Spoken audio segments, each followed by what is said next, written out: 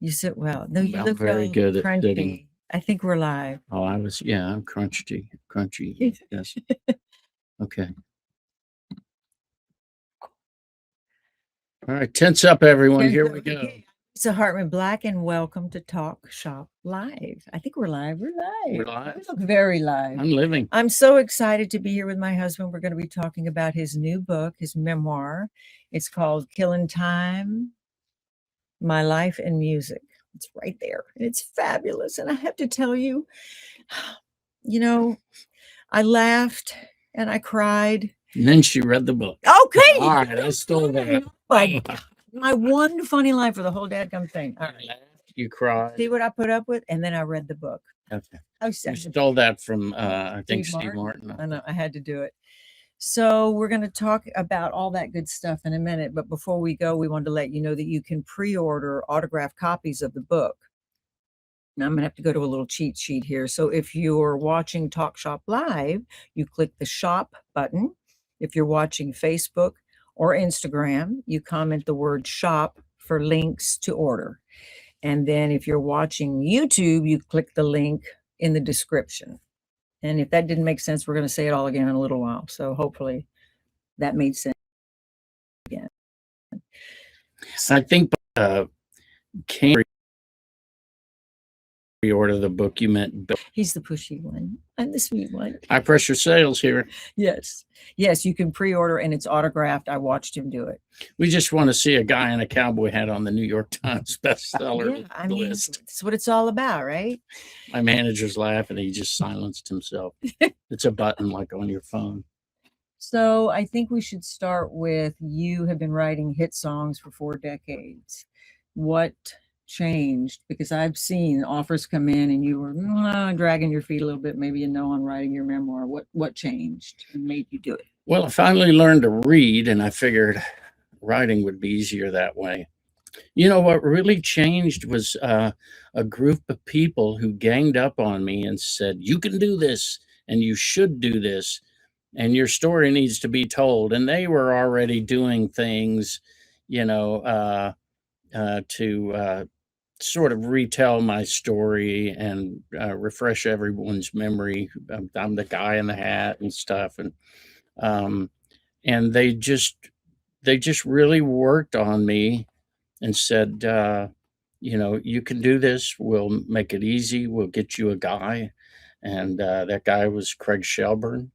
And they said, "We'll get you a guy, and he's really good at helping people write books. I don't think he's really good. You a guy that We're going to get you a guy." And then we dated a while, and anyway, they just convinced me I could do it and that I should do it. And I started thinking about what it would be like. It's a memoir, so it's not an autobiography. And the difference is I didn't have to recount everything and all the stats and every little step of the way. I just had to remember things for the reader that I thought would be interesting. So they convinced me to do it, and then it was that feeling of fear and dread. I was going to say, what did I agree to? I was all, along for the ride, so to speak. And there were moments, it was like a roller coaster for you at times. And how did you get through that? How did you pick and choose and decide what to put, what not to put? Yeah, I sat with Craig forever. Craig had just come off of writing the Opry 100 Years book. And he's really great with research, wicked sense of humor, and just a lot of fun to sit and talk through this stuff. And we recorded it all, and he would transcribe it and kind of organize it into a chapter. And then I would go back through it and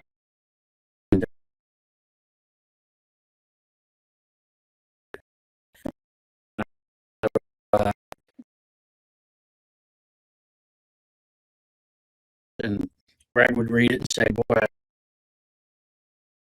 that you feel that was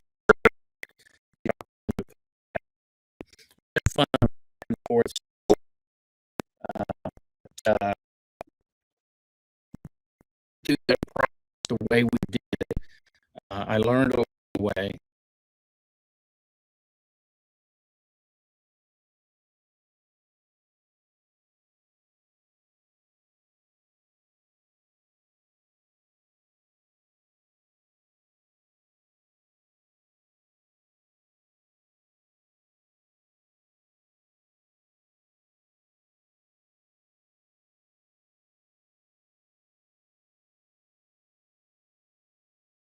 I've been with you for a very long time and I've seen you write and it's like no. And then, oh no. I mean, how do you finally go, okay, I'm going to send it to the publisher? Yeah, my editor. Your editor. Um, it's really difficult. It it took every bit of energy I had just to get to a point where I wanted to send it to the editor. I got about 8 chapters in before I let my editor see anything. Oh, I didn't know that. Yeah, and they were complaining about it up at Harper Influence, and a deadline helps, right? Yeah, and at one point I started talking about it to my editor and saying, I'm not happy yet. I'm just trying to.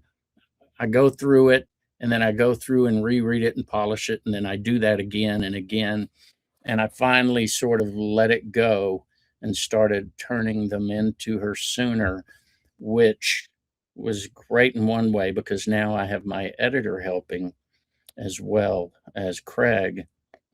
But I also have my editor giving me tons of notes and reading through these notes in a we were in Laborious fashion, yeah right? we were in Microsoft Word at that point, and you've got these columns and lines through things and highlights and Okay, see how he does? This is it what was he does. overwhelming. It's like, oh my goodness. Okay. Yeah, so anyway, it sort of felt like the doubling up of the work, but what it did is it taught me along the way so that by the time I got to the end of the book, I had Tripled up the book. I'd gotten better at not putting things in there that I knew I would want to take out. Liar, liar. Okay, so Killin Time, your album launched your Yeah. career. And so this book revisits the man behind all of that. What surprised you as you were writing so many years later from Killin Time? Did anything surprise you? I mean, did you revisit something or did anything come to mind that you hadn't thought about in a long time? I mean, I saw a lot of emotions. I was watching you a lot and we were traveling and so on and so forth. And I just remember seeing a very emotional man. Okay, I'm going to get emotional. Not really. Okay. So did anything surprise you? And then you go, no, I can't write about that. That's too sacred, too private, or I want people to know this. Yeah, one of the I was surprised at how emotional I got. I'm just reliving my life, thinking back through all those childhood years and all of that. All of the emotions that came up from the people who made things more difficult along the way, people I had to forgive and not forget, but not remember every day and be angry at every day. So moving on from that and then going back and writing about some of that stuff and then realizing I can't tell all of those stories because I'll have to hire a lawyer and and fight them over what I said. So I couldn't tell everything that I remember about some of that stuff. So I had to uh, sort of walk a tightrope between giving the reader insights and ending up in court. Yeah. So that, and then Craig Shelburne doing his research would find things that I would have never remembered. You were doing this on this day because everything is about timelines. We're just going through and trying to get the timelines right. And I would think I did something in 1995, and I found out that was And he would 98. correct it. That was a different time. I think we have Candace is with us. You want to Hey, read Candace. Candace? Hi, Candace. Was it difficult to revisit some of the harder moments of your life in writing? Just what we were talking about. Yes, it was. It was really difficult, and it was a real eye opener. I already knew how lucky I was, but when you really go through and sift through the past, um, I used to think it's arrogant to think God has a hand in my life, even though I believe and follow Jesus Christ and His teachings and believe He is my Savior. Um, I could never bring myself to really say that His hand is there. I just thought there was something wrong with me believing that, and after writing this stuff, wow, there's no way I didn't have His hand in my life. There's no way I got through some of the things just in the book, and there's a lot more that, for redundancy, I didn't go through. And so that was a real revelation or evolution of feeling and believing, to look at my life and know uh, there's no way He wasn't there. Okay, Jason wants to know, what was the very first memory that came flooding back? And will you read beyond, please? And did it surprise you that it was the one that wanted to be told first? You know, uh, the memory of, and in searching and writing, and I've told the story that I really began the book with, of when I was about 13 and nearly drowned. I came pretty much, I was sure I was going to drown. Why didn't you call me? Yeah, I need a lifeline. So going through that as a writer instead of just telling the story, uh, I remembered a lot more, and I could almost, uh, you know, relive the smells of that moment, and it. It was really, and I can't remember the last part of your question, why it wanted to be told first. With all the dramatic moments in my life, I think that is the one um, that was most dramatic. I really came close to drowning, and it had a lingering effect on me that I wasn't aware of for a long time, and I tell that in the book. Okay, we have Bruce. Bruce G. Bruce says, hi, Clint. How did growing up in Texas shape your musical identity and songwriting? In Texas and in Houston, especially, we had a great classic rock program, or rock and roll. It was rock and roll back then, not classic yet.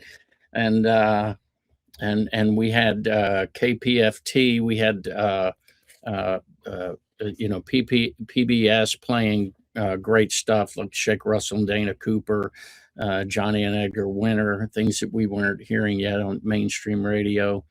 And we had great country music stations and a lot of dance halls. And so the music would be an eclectic mix that I think I don't think that was everywhere around the country. It was quite a blend. So we want to remind you guys that you can pre-order the book, signed copies, and here it is. Oh, we just happen to have a copy of it. And so if you're watching on Talk Shop Live, click the shop button. If you're watching on Facebook and Instagram, comment the word shop for links to order. And if you're watching on YouTube, click the link in the description. And then you're supposed to say to follow you on your channel on Talk Shop Live. To follow me on my channel on Talk Shop I have Live. to tell him everything. I don't Do we listen even know? Oh, we according to have Lisa. Gina. We have Gina Lee. Gina Lee, I like that. Hi, Gina Lee. Written so many iconic songs over the years. Thank you. How did writing about your own life compare to writing a song? Was it harder to be that vulnerable on the page? I think I've been vulnerable in songwriting, But yeah, it was hard. I had to really think about uh, some of the moments in my life and how I would talk about them. When people come into my life, into my career, and do things that are abusive or damaging, um, it's easy to take that on as uh, being my fault or somehow I played a role. I always was happy to say, I came into this business ignorant about a lot of things. Just a guy coming out of the clubs. I dropped out of high school. I did a lot of self education or, trying self improvement. But no matter how many books I read on the music business, it couldn't have prepared me. And I forgave myself a long time ago for being an idiot sometimes, just naive. And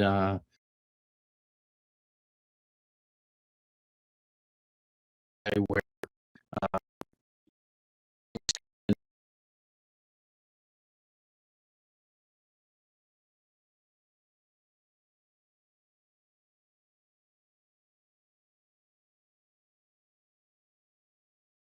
against me.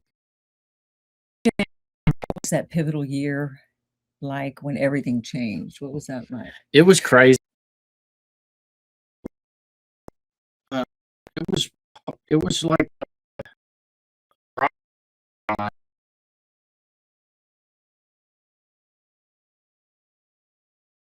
Both said,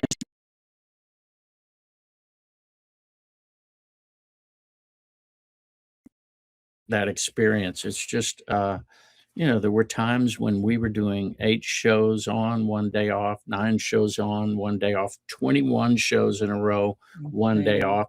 And those days off were just days of not doing a show. They weren't really off. They were doing interviews or photo shoots or TV appearances.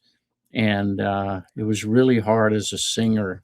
As a person, I think I can outwork anyone, uh, sleep fewer hours. But as a singer, you need to be quiet a lot Mhm. to be ready to sing. So we have a question. We're good to go with Charlotte, or okay, we're good Yeah. to go with Charlotte F. The book includes stories about your marriage. Thank you, Charlotte. That would be me. What was it like writing about your personal life versus your professional journey? Oh, sweet question. It's easy. I can talk about our marriage and talk about Lisa, um, ad nauseum, and that's not related to nausea as far as I know. Um, it um, so there were a few things where I had to go to Lisa and make sure she was okay because this is her story too, a lot of it, and so I didn't want to share things that she wouldn't be comfortable with. Um, you know, Like how often I get highlights and what? uh, what do you do? Nothing. He calls them I was glitches. going to make a joke about body odor, but that didn't My seem right. gosh. Okay, that's it. Don't work with husbands or animals. Okay. All right. So if you're watching Shop Talk Live, this is a good little segue. Lucky you. Mhm. Push the shop button for Talk Shop Live if you want this book. It's a great book. It's you can pre-order and it's autographed and it's got his cute little face right there. And it's filled with pages and It's pages of amazing. paper. I'm going to come back to this, but earlier I was joking and you stepped on my line. My one, that I did laugh, you will laugh and you will cry and you will learn. And what I love about, if I could brag on you for a minute without getting emotional, like your corny wife does at times, you say so much and it's such a fast read. You open the book and you're immediately engaged. You're immediately, taken in and there's so much visual. Obviously I wasn't there when you were a kid, but I see so much, the reader sees so much, and then all of a sudden boom, it takes off.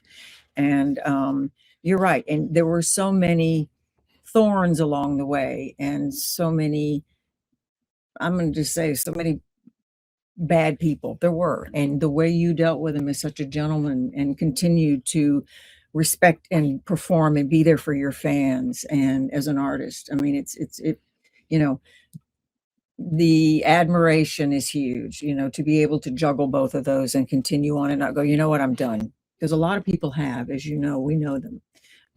Anyway, so if you're watching on Facebook or Instagram, comment the word shop to links to order. If you're watching on YouTube, you click the link in the description. Okay. And I'll take people you most want to be admired by for 800, Alex. That's who is Lisa Hartman Black. So we've been married almost 35 years now. Mhm. So Lisa knows me well, and to be admired by someone who knows me so well, that's a big deal. Wow. That's a big deal for me. So you wrote the song When I Said I Do. You came Yeah. to me, you said you're going to sing this. I went, I'm not doing that. I've heard you tell the story so many times. So I was like that coming here, right? When you were like, we're going to do this. This is so much fun. I hope you guys are enjoying it as much as we are. All right, talk about Merle Haggard and all Eric Idle, and you can name them better than I can. Yeah, you've written with the compositions. Yeah, that's you don't dream of that. I didn't get into this business thinking, and then I'll sing with George Jones, right, and then I'll write songs with Merle Haggard and Kenny Loggins and Michael McDonald and Jimmy Buffett and Don Henley. And Don. We didn't write together, but what did we do together? You did, I thought. We've hung out a lot. We started to write a song together, but we never finished it. But even that, you don't dream of those things. Those are like stupid ideas. If you got them in your head, you'd think you were an idiot. And but I did. Yeah. And it's like the biggest problem was trying to act normal through that, just trying to pretend that this is a regular old thing. And I decided early on that I wasn't going to put any of them up on a pedestal out of my reach and treat them like idols, except for Eric Idle. I knew it. It's different. And that if someone, I mean, the respect was there and the admiration and all that, but anybody who needed more than that, I didn't care to be involved with anyway. Treat people how you want to be treated. And I've had people freak out when they meet me, and I try to calm them down. And but I realize you don't meet someone every day who's on TV or on the radio. So I Like try when to you met me, I try to understand. I when you were, remember. like, over the Yeah, top. that's in the book, and that's our daughter called us, and she was reading the book, and she started recounting the tale, but in a very cryptic way. So Lisa couldn't. I knew because I'd written it and rewritten it and read it and read it and read it and looking for comma problems and period displacements. So I recognized what she was doing when she was talking about Lisa's eyes and the FaceTime. She FaceTimed us, and she was talking about Lisa's beautiful blue eyes. And one more remark, and I knew she was pulling that from the book. And what did you say? Go ahead, tell them that they look like I blocked it out. Tractor beams. Oh, yeah. Yeah. Her eyes were like tractor beams. I jumped into a ditch to get out of the way of the tractor. Okay, let's go back if we could. So Killin Time, 5 number ones. Was it, I mean, it had to make your head spin. Yeah, my head was already spinning, and the talk was all about, will the next one go to number one? Right. Will the next one go to number Right. one? And then it started to be questions. Are you worried the next one won't go to number one? And I thought, let's just have one not go to number one, because I just don't like all this. And then the one on the next album didn't go to number one, and I thought, it would be great to go back to that other way. But were you, I mean, when it all happened, were you just in go mode? I mean, there was a lot of preparation, obviously. It's not like all of a sudden you get up out of bed one day and bam, I mean, you were ready. And when you started playing, you went from playing songs, cover songs, some original songs, but now you're playing hit songs. What was that like? Well, it was very Because I remember what it was like when we did When I Said I Do. Go ahead. yeah, Sorry. it's very, you can really tell which songs have been played in a town that much Right. because the audience reaction tells you right away. So then if you go to a deep cut on the album, and in those early days, I didn't have, that many songs out. There were 10 out from that first album. So Mhm. I had to do some covers, and I was doing, Waylon and Willie and Haggard and all of that. And those songs were recognizable. You do Mama Tried, and, people, yeah, Mama Mhm. Tried.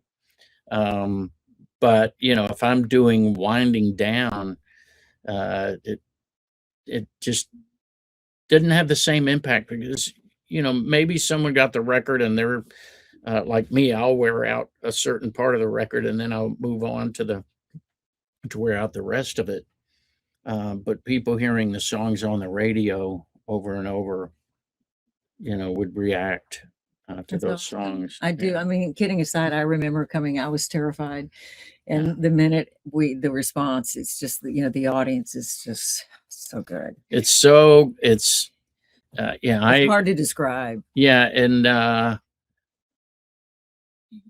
never feel like I've earned that audience when I get there, when I Right. walk on stage. Right. If I start off or get to a song that they really react to, uh, I still don't feel like I've earned that audience until uh, way down into the show. Um, so so even getting those reactions, I recognize what it means, but that doesn't make me feel like, yeah, I got it made. I'm in with this crowd, even if they bought tickets and got in a car and came down to see me, No, I but know. I feel like I have something to prove every night, and there are no laurels that last. Uh, all the way up to, when you get on stage, you What just, do you say? You don't strive for perfection. yeah, You strive for, yeah, excellence. yeah, I like that. No, I like that. The I'd been called a perfectionist, and a guy that I knew insisted I'm a perfectionist, and I said, Don't call me that. I'm not that. I know what that means, and I don't want to be that." And he said, "Well, you are. You're a perfectionist." And I said, "No, I'm not. You're just wrong." And he said, "Well, they have a test for that. You can go on the internet and take that test, and it'll tell you." And I said, "Well, I could probably cheat on a test. What if I cheat?" And he said, "Oh no, they've made a test that you can't cheat on." So I went and took the test, and weeks later he called me up, and he had to eat some crow.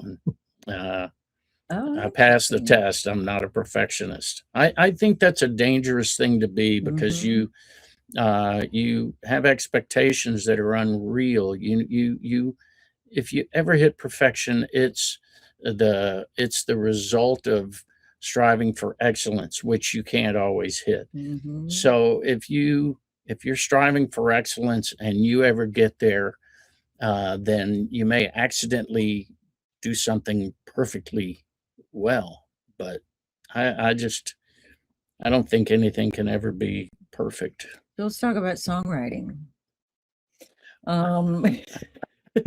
Okay, We got the advertising department over there trying to Sorry. sell books. So, okay, so if you're watching on Talk Shop, say that 3 times. Stop. Blah, blah, blah. Click the shop button if you're with us on Talk Shop Live. And if you're watching on Facebook or Instagram, comment the word shop for links to order. And if you're watching on YouTube, click what are we clicking? The description. Okay. Y'all got that? Let me know. Just You got that. yeah, yeah, right. Exactly. So songwriting. You write all your songs with the exception of maybe one, right? That you've recorded. And we're going to go into a little prickly territory here. So the label was a little prickly about that sometimes. And Yeah. you want to talk a little bit about that? Yeah, I had to try to write fairly about that. After the second album, got into the third album, and I had been through the legal troubles with my first manager, and he had done a smear campaign on me, trying to say I'd gone to Hollywood and stuff, and that my wife and my mother-in-law were controlling me, and all of these things that just Because were he's so designed. easily controlled. Yeah, Can you tell? Go ahead. they were designed to make me look bad, and like I had pulled up roots and principles along with him, and maybe that contributed. I don't know, maybe the songs just didn't sell records like they did, but I only sold 1 million copies of that third record, which I thought still, I used to dream of selling 1 million records. Well, then it was And different. Then there was no streaming and there was all Spotify, all of that. It was people went out and bought. they bought records, yeah, and just not as many of that one. And so the record company said, these songs of yours aren't selling as many records anymore, and we want to find you songs to record. And I said no. I still had so many songs that I had written that I couldn't wait to record. Well, it became a point of contention, and I heard about it all the time. But to their credit, they took the albums I gave them and put them out, and there was a lot of complaint. It was they finally gave up, but for years, for album after album, I was the problem because I wrote my own songs. The fourth album had State of Mind, A Good Run of Bad Luck, A Bad Goodbye, No Time to Kill, Half the Man, and those were all hits. And then the fifth album had, I think, 5 number 1s, and I just felt like I had earned the right to write my songs. And yeah, it eventually, when my deal at RCA was up, they didn't want me to stick around. When I said I do had gone to number 1, down to number 2, and back to number 1, and then there had gone to number 1, and I was a little surprised, but I think I knew that it was about the songwriting, and I don't know everything that's behind that, but I think selling 1 million or 2 million copies of an album is still good, and if that's not good enough for a record company, I'll go put them out myself. There you That's go. what I thought. So we have a question from Heather M. What do you hope readers will understand about you that they didn't know before?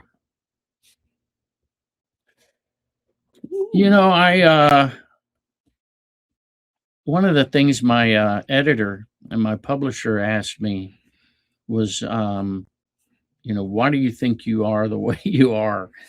And I said, bad upbringing, probably. I really had to do some self introspection. I had to do some introspection. Look it up, kids. I had to try to understand the story that I'm telling and what it says about me, and why do I think that is my story. And I don't know. I don't know what it's going to tell everyone about me, but maybe if there's anything that I would like to be known for, other than being a good husband and father, a good friend, and a good boss, and all that, is having a good work ethic. I've worked hard and always tried to be professional. Shows and tours aren't a party for me; they're a party for the audience. I'm going to show up sober and in good voice if I have anything to do with it as long as I'm not sick.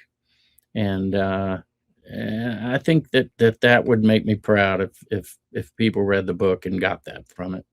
That's nice. Okay, so we have another question from Gavin S. If you could go back and give your younger self one piece of advice, what would it be? Boy, the first place my mind goes is the business side. Don't sign that first contract. It was a bad one, and but I think take things in stride. I learned to do it over time, but it took a long time. And even though I fail to do that now, still, I think mostly I take things in stride. There can be a lot of stress in this business, and there was certainly a lot of stress in the 10 years or so I sang in the bars and just barely got by. And That's where you should have called me. I could have made you much better ketchup soup. hot water soup. Hot water soup. You put ketchup in it, right? Can we just do this real quick? Again, if you're watching on Talk Shop Live, click the shop button. And if you're watching on Facebook or comment the word shop links to order. And if you're watching on YouTube, click the link in the description. Michael R.'s wondering if there are pictures. Unlike Hayden's book, does your book have pictures? Tons of pictures. Yeah, we're going to have 16 pages of photos with multiples on each page, and yeah, going all the way back to I think when I was about 3 or 4 years old. I love one of my favorite photos. He dressed up in disguise. You'd been out of town, you came back, your parents, your family was there, and he was gonna see if he could. Oh yeah. Don't tell the story. You gotta read the story. My brothers, Brian and Kevin, were playing at a dance hall in Pasadena, Baytown, and I wanted to go see him. And so I put together a pretty good disguise. And the picture is in there. You'll see him. It's quite funny. Okay, so Kim A, you want to read it? Oh, I love You Still Get to Me. Are you planning on recording any more duets? The last duet we did was called Till the End of Time. And I didn't think I could write that one. It took me at least a couple of weeks to figure out what else I could say. Turns out there's still more to say. Glad you like that one. If I could, I'm not going to spoil it for you. If you read the book, I'll talk about that Till the End of Time in the book, and it's better if you read how I got you there. And but it was a long, hard slog of hitting my head against the wall to come up with another duet. And maybe we'll do a cover of a great duet. You'll write instead. I'll write. I know you'll write another. It's easy. So we're going to hear from Charlie. What surprised you, the most about the production process of the book? Never Charlie. Ends. It never ends. Crazy, Charlie. I'm still doing things that. Stop doing things. Yeah, and I'm autographing. Copies. I think I did 3,000 in the last couple of weeks. So that's where you guys can pre-order an autographed book. You see, that's I did them all. No auto pen. His little hand. The production process is meticulous, and just when you think you're there, they send you another pass, and you have to go back through it. And I'm going to record the audio book myself, so I have to read my book again. So good, but out loud. Everybody was so great. I mean, I've obviously been, like we said, with you for a long time, and everybody at the publishing house, or your editor, everyone was so good and so supportive. So Charlie, it was great. That you should ask me that question. Yeah, it was great, and the ideas, the notes from my editor. Maddie Pilieri. I don't probably said her name wrong, but I think I got it right. Sweet Maddie. Pilieri. She's just been promoted to senior editor Yes. there at Harper Influence. And congratulations, Maddie. Maddie, I tell you what, I knew going into this that I was going to benefit greatly from my editor, because I knew a little something about what they do. And what a joy that was. Well, what a great help it was. I can write something and think I'm there or not be sure.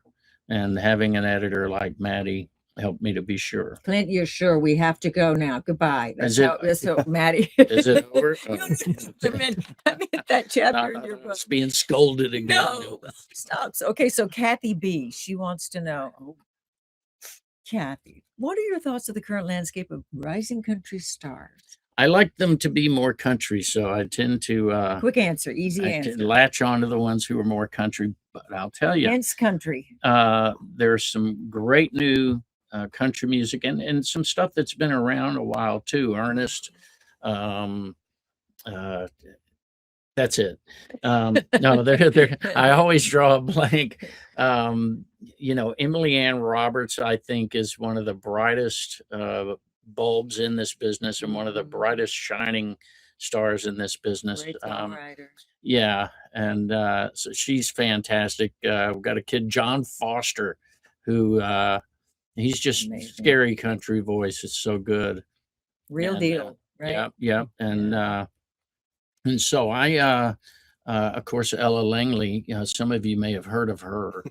Ella has created the new Earworm with Dandelion. I didn't think I would be stuck on a song about a not flower like dandelions, but there's so much great music out there. Keep it country, right? Yeah, and it's getting more and more country. I think we're trending that way. Yes. Okay, so Emma wants to know, were there moments you considered giving up music entirely? I can answer that. Yeah, I never questioned my commitment. I questioned my technique, my path. I thought I'm going about this the wrong way. Many times. Am I doing this the right way? And I talk about what really changed that for me in the book. There was another book that did it, that really helped me to shift gears and find a way to do the right things and get into this business. What do you say about books? There's some funny. Oh, it's a quote from Yellowbeard, the movie that I love. The movie's just a lot of silliness, even more ridiculous than Monty Python movies, maybe. And it's called Yellowbeard, and there's a line in there: learning things never taught me nothing, and books is the worst. I like the what was that? That was Yellowbeard himself. Of course, I love animals. That's why I love to kill them. Oh my goodness. Yeah, he was a dastardly character. Dastardly. I haven't heard that in a long time. Well, I think we're going to wrap up. Yeah. Are my fingers cold? Yes. See? Always. Cold fingers, warm heart. Yeah. So the book it's wonderful. It really, I'll tell you what, my judicious, if I could brag on myself, my judicious use of commas has made this thing a page turner, and you'll see that. You may not notice why, but it's the commas. Okay. Well, again, if you're watching on Talk Shop Live, click the shop button. And if you're watching on Facebook or Instagram, comment the word shop for links to order. And if you're watching on YouTube, click the link in the description. You'd think I'd know this by now. It's just too daggum cold. And here's what you say. Follow my channel on Choctaw Ridge. It's not just me. It's BillyJoeMcAllister.com. Follow my channel on Talk Shop Live. Go to ClintBlackCoffee.com for the best, freshest coffee you can buy. Oh, nice. My cowboy coffee. And there's other stuff. ClintBlack.com in general, you can find it all out. All right. Thanks for tuning in. Thank you so much.